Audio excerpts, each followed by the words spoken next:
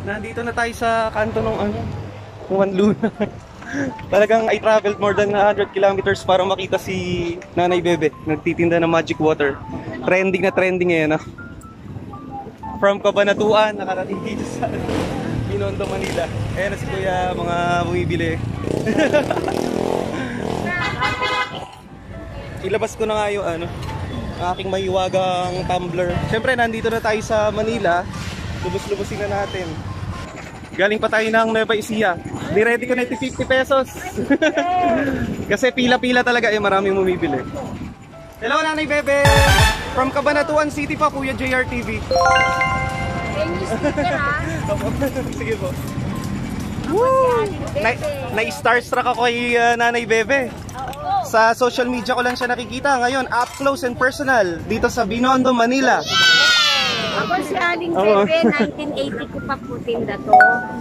Halos ilang years na pala nakalipas, almost 50 years. Masama ang loob ko, kaya pag inalis ako doon, hindi na lang binigyan ako ng request. Mabait po yung may pwesto nyo na po talaga ito po.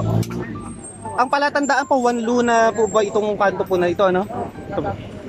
Katapat ng merong BDO doon sa kabila, may TGP. Ayan.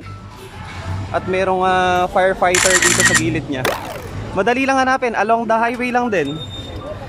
So mula sa Cabanatuan City, nandito tayo sa Binondo, Manila para masaksiyan ng magic water. Ayan mga stocks nila Talagang pinipilahan. Tsaka mga tumbler na dala.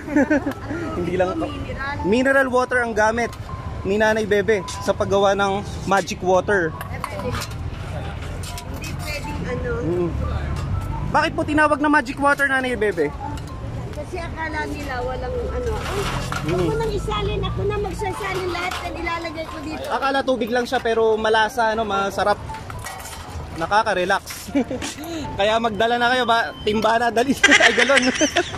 Malalaking container. Ito pa rin tayo sa busy streets of Manila. Ayan. Talagang hindi na uubusan ng customer. Talagang pila-pila talaga dito. Dinadayo. At dinala ko na nga itong mahiwagang tumbler natin. So thank you so much, Nanay Bebe. Maraming Bisitahin nyo siya dito sa Binondo, Manila, dito sa Juan Luna Street. Yan.